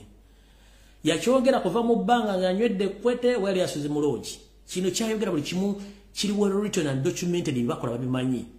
Bagezaako nnyo okuyingiza abantu okubafuula ab'olujjulungu okuyingiza abantu baabwe. Kati bano abayingira muwulidde abayingiramu bw'oma yokka yeesituse ne bangi nnyo abali mu bitundu eby'enjawulo. Kino bakikola mu bintu biri wammanga. 1. Museveni agezaako creating a database egenda omuyamba nga backup in case there is chaos. In case waliwo okulonda. Bakimente Bannayuganda mwetamiddwa okulonda tebagenda kujjunjubira kulonda. Baleeta abantu bano okwakozesa mu field z'engendo balaga bulumu. Esooka babaleetanga backup singa abawo crashes. Bagenda bakozesa nga backup. Singa abawo okulonda kwonna bano bakozesa okubackinga up Museveni namba gy'ayagala. In different areas of the country. That's why they were batwale mu north, babatutte mu east, bali mu central, bali mu west. Kikisookera ddala. Mutegedde bulungi nnyo. Awo nvuddewo. Kati njagala sooka babuuza. Abantu abali mu Ngereza mbaagala nnyo. Mugyebaleko. Kansooke mbazannyire bu video buno bwa Munnamwoyo, Prime Minister Mumujja ng'ayogera ebigambo bino. Ebigambo bino ogenda bifunamu ki? Ndyoke nzije wali mbannyonnyole. Wulira. Swiftly returned either to your home country or to a safe country where your asylum claim will be considered. And you will no longer be able to frustrate removal attempts with late or spurious claims or appeals. And once removed, you should have no right to re-entry, settlement or citizenship.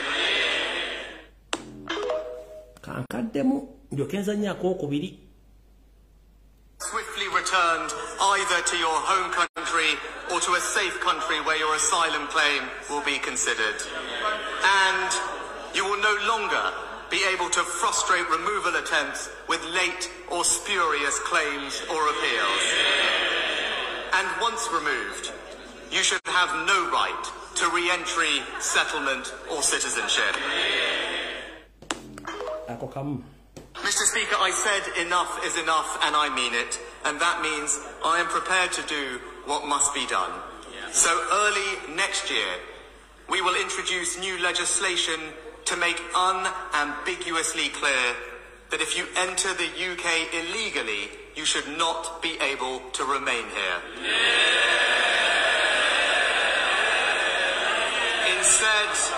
Instead, you will be detained and swiftly returned either to your...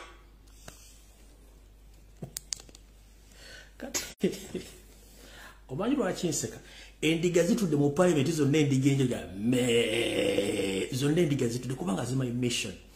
Omanyi bakaddugala bannange tulina ekizibu kimu bwe nzija netuuka mu Europe oba ensi yonna nenfuna akatabako ndowooza nti natuuka oba totuuse bakozesa netebasobola kati kikino kambabuli kino mukitegere bulungi waliwo mission enneekusifu gye mutamanyi golooza of all countries waaki baasalawo bateeke abantu bano e Rwanda. Olowooza lwaki Israeli yasooka kufuna Rwanda gye babateeka abantu bano successfully batwale bakomekeza bayingira Uganda. Golooza lwaki bajja abantu e Rwanda ne Burundi babayingiza Uganda bakuliyetinga space etya. Rwanda yasasula timu ya Arsenal baleka kapande visit Rwanda. Certain bit of sponsorship deal we. Kati uliawo ngane PSG nayo netika ko visit Rwanda. Eno sponsorship ya amaanyi. Golooza Rwanda monsizo nezi mu Africa yinasere sobola sponsoringa timu bile z'amaanyi monsi yonna. PSG ya France ne Arsenal ya Uganda ya UK. Ba promoting ekintu kino nga hidden mission yino. Tata ne mama ali Ongereza ojja kuzza omusango olina citizenship bagenda gikansolinga mu. Ojja gezaako kola claim oli byayogedde. They are no longer going to accept that claim bagenda kukwata bakusula Rwanda. Abantu bonna abayingira mu Bungereza oba mu butuufu mu kyamu ng'osaba asylum bagenda bakwata mu nabo bateeke Rwanda. Kino bakikola mu hidden message eri wabagala kendeeza namba ya muddugavu. Babakwata basule Rwanda. Kati bano bakuliyetinga space ey'abantu abagenda okudomitinga eggwanga eryo ko abagenda bakuliyetinga space e Burundi ne Rwanda. Bakuliyetinga eyo kye tuyita second world country. Nga surplus ate y'abantu abava ennyo bajijja waliwo yandibadde ne bagifutinga bagireeta Uganda ne bakuliyetinga second country mu Burundi ne Rwanda okubanga bagenda teekayo abantu bonna abateetaagisa. Naye nga system bagenda kikola nga kiri mu ngeri temujja gitegeera nga newe na citizenship mu ngeri basobola gisazaamu ne bakuwandikira ebintu ne bakuteeka mu detention ne bakudipoti ne bakozesa Rwanda. Bano bagenda bayambako okuddamu okulikolonizinga akatundu ke tuyita East Africa ne Congo. Era abantu bagenda kozesebwa okutandika okuyingira mu nsonga za Congo n'okuyamba ku bintu biri sensitive nnyo mbyogera okutandika okukola emirimu gyabwe gye balina okukola ey'abantu bano. So mugendere nti bano basindika abantu abaavu bajjeeri bakuliyetinga space y'abana bagenda okuva mu zinensi z'abano. Mujja kitegera nga luno ensendere zigenda okwadoptinga system ya Bungereza yakoze eyo.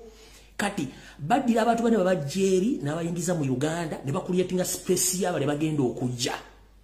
Kubanga ziti government zigenda teeka mu sente nyingi nnyo okola infrastructures ne facilities ezigenda okubanga zisobola okumaintaininga abantu abo. Kati bali bambaavu mponga byoya babasindika abazze n'ofe mu Uganda bakuliyetinga space y'abale bagenda okuva mu ziri ensi okusingira ddala Bungereza n'ensenda zigenda kiyingiramu. Bajje bakuliyetinga second world country mu Africa ye Rwanda slowly by slowly kijja. Kati bana abasajja bagenda batwala okusoma management bagita bagenda batwala okusoma kye tuyita management skills politically n'emitendera emirala bajje nga basoma system okuba nti bagenda okufuuka ba managers. In the coming future mujja kulanga eggwanga Burundi Rwanda nere basubira okukola Congo ebintu bye bitambula bulungi nnyo bidevelopinga bulungi nnyo naye nga surplus ye nakasasiro ayibwe n'offe Uganda kati ffeno tubeere mu chaos ng'ate over resources part of the resources zigenda okuzimba ensi ziri oba bunfunye bulungi nnyo kiringa bonoga nti omwenge bagusenge ejje mulimu super mulimu lejula mulimu n'ebirala soko webuze lwaki Israel bwe yasoko okukwata Ethiopia wonna yabayiwa Rwanda Bongereza yakutte bano gwebuze ani akwata sente ziwa Rwanda sponsoring team ezobbiri mu Europe zisinga obunene Arsenal ne PSG. It's a process kyomutamanyi bagezaako kukendeeza namba ya muddugavu mu nsi zaabwe kigenda kujjanga bakikola omabi n'ebintu byo video zino sijja kubeera mu kyazitegeera nze roba information ejja kujja kuba temujja gitegeera aba mujja gitegeera ngemaze okuyita bw'ojja koza ndi Bungereza naka tabajja kutikka a slight mistake esasamwe papula zone bakutwa mu detention bakuvuga bakuzza Rwanda oba Burundi kino kibategeeza a slight mistake ku papula zo ejja kuvugisa bakujjete Bungereza bakuzze Rwanda we Burundi nga tebacha mumulidde nga yogera bulungi Sunaka buli kimu bakyogedde mission nene nnyo ne tubaga mu Rwanda ensi yamwe abasajja batwala buli kimu ne muganya okuteeka bino bimbaga mujja bitegeera luvannyuma nnyo mwana bagaza program ntezira abantu batayira GB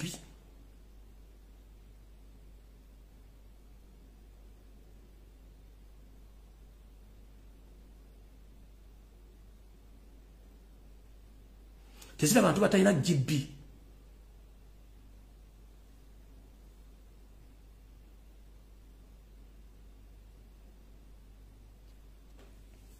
Ejja kweka nguli kimu temujja kitegeera bulungi nnyo kale n'olw'ensonga eyo ndowooza saagala nnyo baluyisa mu budde buno olw'ensonga byetu mulina bingi nnyo ebyokukola naye njagala njagala essimu 5 zokka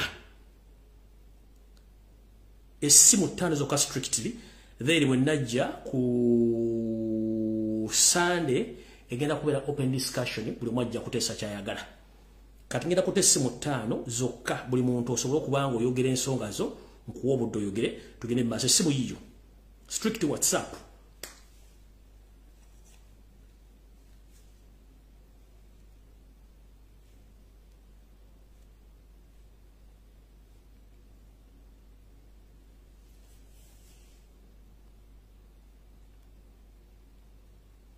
enamba yo nagitaddeko bantu batano bokka benjagala then buli omu ayogera ensonga ze tuve wano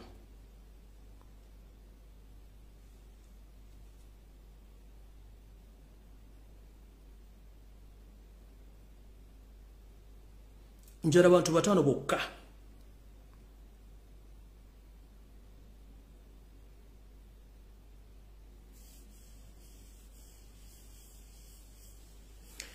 network ebadde ki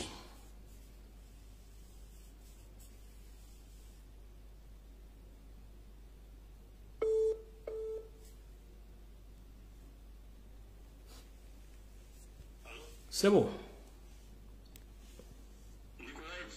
oli ku live sebo ne eddoboozi lyo liri wansi nnyo Abannayuganda obubaka bwe mbasindikira bwa security manye ekintu ekiyita Abanyarwanda nga babayingiza mu Uganda mu mabaasi tubadde tubyogerako era tubyogeddeko emyaka ng'esatu naye nga tebawulira kati mutandise okubulaba ku mawulire gammwe aga bulijjo kweri ku mawulire gano aga TV za Uganda bino ebintu tebiri serious kikwatagana ne ku security yaffe gwewebuzeeko timing ey'abantu bano okugenda okubeera nga babongezeza okuyingira Uganda enkya n'eggulo webuze lwaki mu kiseera kino Museveni tumutadde ku nnyinga Museveni yabba akalulu ate Museveni alina obuvuyo bw'abadde ateeka mu nsi eziri eza Ethiopia South Sudan Congo M23 ADF ati batandise okuwa abaana n'ezibbomu nga zibatulisa olaba omubaka oli Oulanya w'engulu yavudeyo nga ombaka siwa NUP naye mbaka ali patriotic n'agoba abantu abasenze mu kifo kye basubira okuba tubali ku mission yakusaanyawo bali ababeerawo ab'omu kitundu ekyo kati nze obutamala budde njagala kuwonyera bannayuganda nti bino ebintu biri kwalaali tebiriko muzannyo enteesa yange kandeka balala bafuneko omukisa bateese wale kumpuliriza toyanzanya muganda wange amina alright omukulu muwulidde bwateesezza esigadde abantu bana simu kweri abadde bakubanga esimu ebadde ekyali bize badde sobola kukwata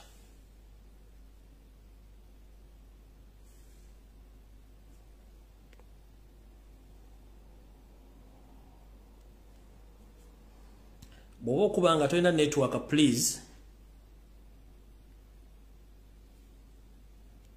Hello. Hello. Yes. Jebale kosewa. Nkali nyamu nawe jebale ko. Kale se. Njogera ko ne mukulu Lumbuye ono. Mama oli ku live nkukutte yogera ensonga.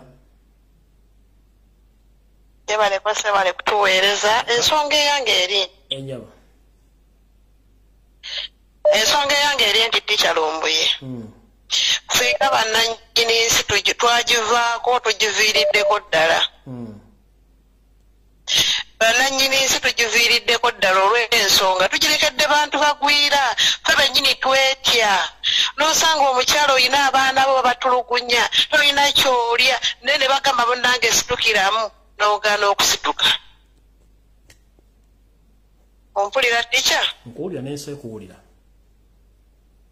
Kati n'obeerawo nga tulekedde Teacher Lumbuye abalwana, tulekedde yeekolera, tulekedde Julius Katongole, tulekedde Kabuye Boston, abali ekwegamba fe abali ku gundi tetusobola kwerwanako naddala abakyala. Kwegamba tubonaabona naye nga fe nyini abakazi fe tubonaabona ne tetufaayo. N'ofundikira ng'oteesa otya maama? Bannange nze nteesa ekintu kimu tusitukiremu abakyala fe tuzaala tusitukiremu abaana bennyini tubalekedde tugenda balekawa abasajja babatta enkya n'eggulu. Bannaye tusitukiremu abakyala tusituke. Kale nyabo toyanzanya nyabo.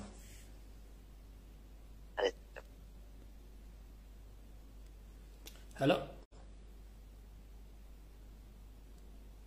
Hello.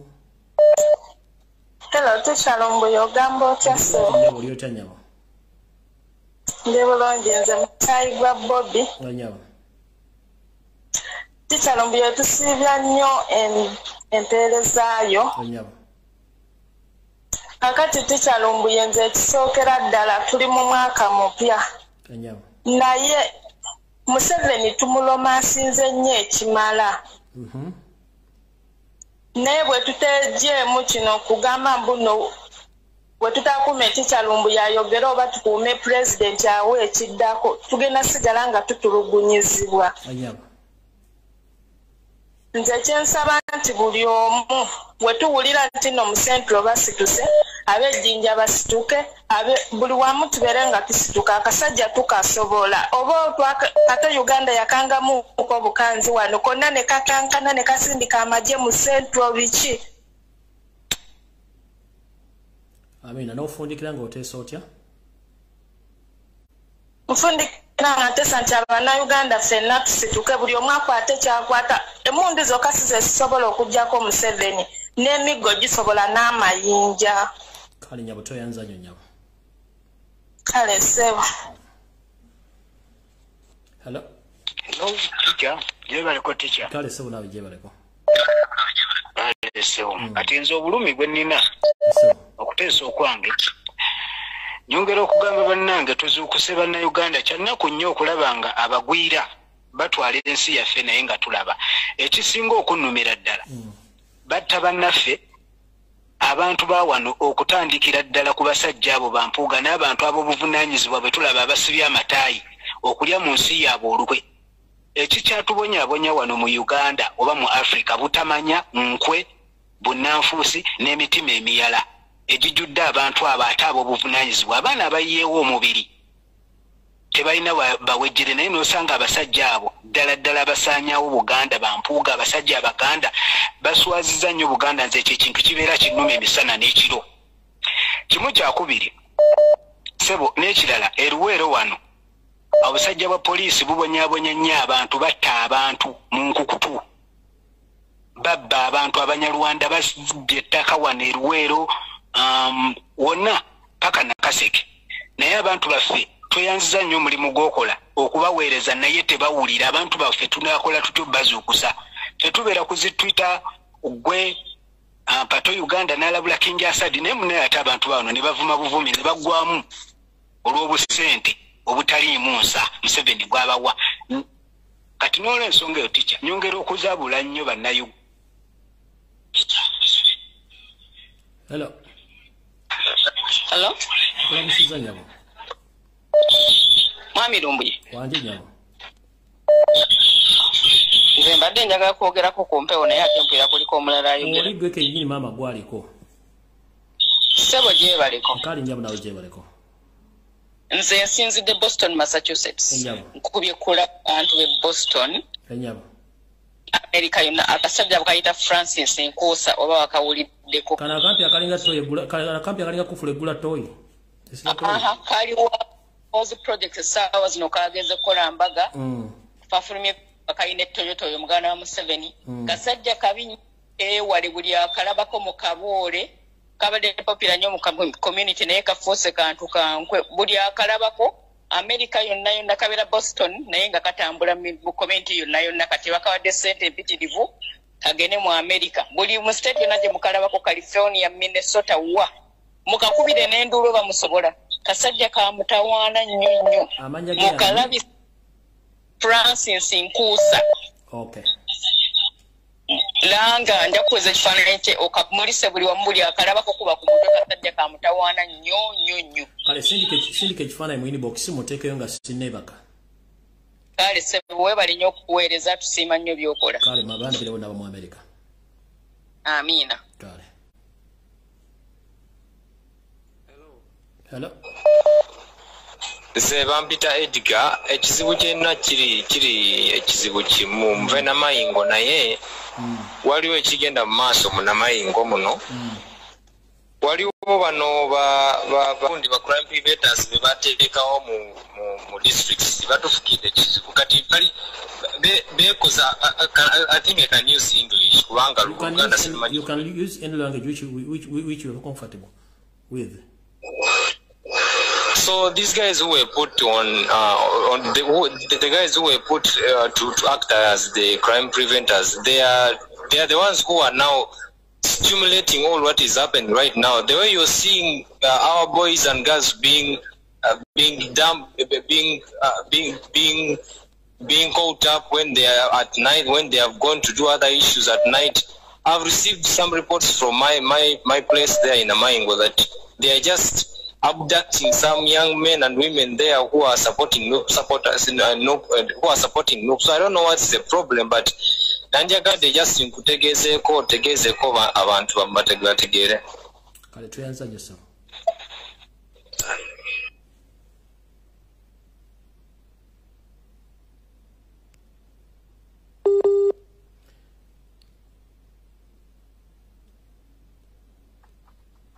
Hello. Hello. Nalamusizaako mwenna. Ngaffe tukulamusizaako nyabense kuwulira. Mwebale kuweereza. Kale yakangula kutobozi tugende. Obubaka bwange nsa njagala busooke butuuke wa Honorable Mpuuga, leaders of opposition. Jozi yagamba mbu ye tali mu politics wa kulinnya ku mmeeza. Ate tumulaba nga buli kiseera yeetegaanira amonge. Simanyi oba twamutuma kwetegaanira amonge twagala atubuulire. Simulabangako ng'aga nti abaana babakutte webati ne bwebati babate. Yagenda kukolera Museveni oba yagenda kukolera ggwanga. Nkimanya awulira era nkakasa kwali. N'obulala bugende eri babuloga b'emyalemu nga beerimbise mu Nuupu. Nga naye bw'ovaayo n'oyogera ku bintu ebiruma abantu ng'enkeera babiddako nga babifuula ebisubi ng'ate balwanyisa ggwe ng'ate bagamba nti b'opposition. Bannange beddeko nja kubamenya amannya Ivan Bruce Sendege n'omukyala gwe bayita Sewungu bwe muba temusobola muze wansi. Muleka abantu Pulezidenti waffe yagamba mutweyungeko bwe muba temusobodde mutuviire muve mu kkubo lyaffe. Kati bwe muba mwe mwatuuka muve mu kkubo lyaffe ffe tugenda mu maaso. N'oyo mukulu mmeeya simanya ye Elias Lukwago ne Besigye bambi mutwesonyiwe mwale mwadda muve ku Pulezidenti waffe omwerindikako mulemesa abamu mulina n'emisaayi mu ngalo abantu babalaba ne Pulezidenti batyebuka emitima mutwesonyiwe.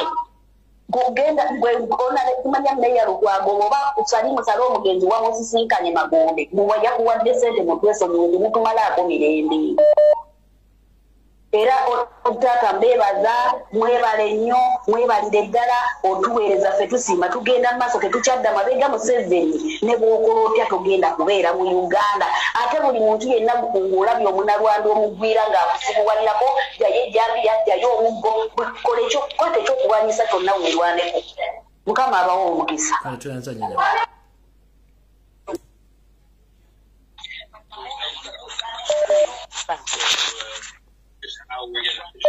Hello. Hello. Mama gwaliko. Jebaleko sebo. Kale mama nawe jebaleko. Kakati sebo nkwebaza okusomesa n'abatusomesa bonna ku social media. Naye okwerwanako kuno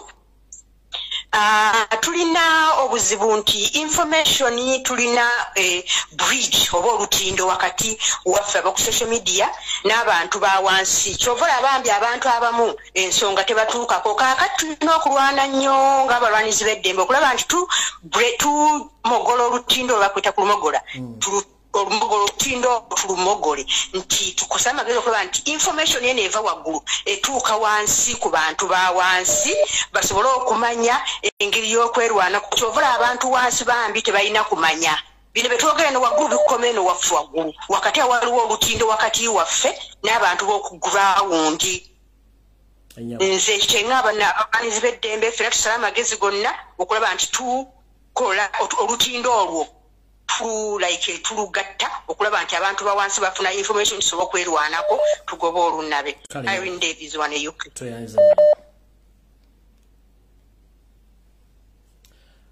All right, gwali consider abantu babiri nzigala program.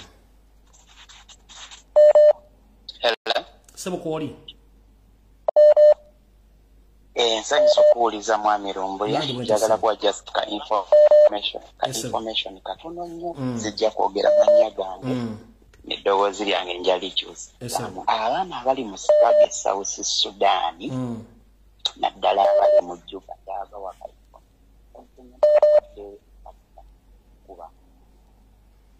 mwegendereze nnyo okubeera ompulira tetukuwulira. Abaana bali South Sudan naddala abali mu Juba mwegendereze nnyo. Waliwo akasajja bakalira ka Michael Kayinginiya kavuga kihari ekyavuge katera nnyo tuula mabaala ebbaala ya Omutongo P ewa principal wa Kampala University then waliwo n'ebbaala endala. Akasajja ako kasita kategeera nti mulina kye mupanga kyonna nga bakupangira olukwe nga bakubuzaawo nga bakutwala eyeyi eri aba UPDF abeefuula abakola oluguudo. So enkiiko zammwe muzijje mu mabaala. Abaana abali e South Sudan mujje enkiiko mu mabaala, mujje enkiiko mu mabaala, mugende mufune we mutuula, mutuule mu busozi, mutuule mu byererezi, mwogere mujje enkiiko mu mabaala. Neyanziza. Hello. Mama gwasemba tufundikire. Kulamusiza teacher. Nange bwento nyabufundikira tugende. Kati bannange ensonga ya Mr. Mpuuga nze sikyagala namuyita honorable. Ekyamazima talina kyakoze. Twayonoona ebiseera yaffe bingi nga tunoonyeza abantu abo obululu. n'ekyamazima Mpuuga talina kyotukoledde, tolina kyotuyambye, simena kumanya kuba pulezidenti ali ku ki kuba yandituyambye n'atugira omugugu mu kkubo netusobola okutambula. Naye bannange omugugu gwa Mpuuga gutumazeeko emirembe mu mitima. Abaana b'abantu bafudde ku lw'abo abasajja, abaana b'abantu balemadde ku lw'abo abasajja, naye omusajja Mpuuga talina kyakoze. Omusajja Mpuuga talina kyatukoledde yadde. Ensonga endala bannange, ensonga ya Muwanga Kivumbi bannange naye atuviire, batuviire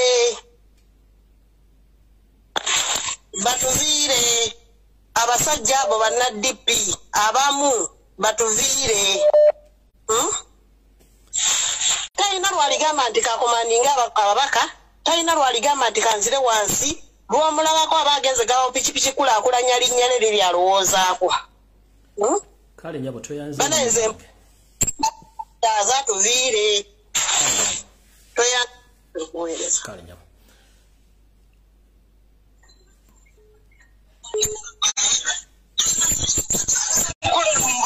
Wange nyabo. Webale tuweereza nze nnemeddeko wadde oyo abadde asemba. Kale nana. Kuliko omwaka naguyita mukulike. Kale endowooza yange ebadde bweti abantu bannayuganda kye batalaba nga bw'olaze ka vidiyo akogundi prime minister we London UK balina okumanya nti nno plani bagiteesaako dda. Kati abagundi ba refugees babagenda okujja mu UK baali baagala bakole space e Rwanda. Tobola ba bus zisomba zireeta mu Uganda. Kakati bwe banafuna space batandika okuleeta ba refugees. Kati labanno Uganda bwefuuka akoononye kagundi akafuuka okudampinga ba refugees monna abava mu African parts. Naye bano abava standard UK bajja kubanga UK babatwala e Rwanda. Eyo plani yaabwe. Kati ekyokubiri oyogedde ku kyaba bloggers nkutegeera teacher awo ndikiriya ba bloggers waliwo ba bloggers baffe abefudde nti no I know more batwesonyiwe kubanga buli omu yajja ku lulwe mu struggle, buli omu yajja ku lulwe era ffenna tusitudde, buli omu asitudde mutwe gugwe. Naye nze njagala ngambe Jeff yani oyo Jeff oyo wa Kyoto ngateko Patricia ngateko ne Ivan mpulira bulungi munoonye content wamwe bwe mbate musobola then mubireke mulekerawo okukola ki okututabula buli omu alina good platform gy'agendako n'ategeera. Kati ffe abalina 5 GBs twasalawo okusigala eno. Kati bali mmwe bwe muba mulaba mwagala kutwala ba 0 GBs bamutwala bama ffenna twetegerera. Kyekyo kye mbadde njagala okuyisawo olunaku lwa leero. Kitawe bale tuweereza. Nze sinzizo kale bayi German.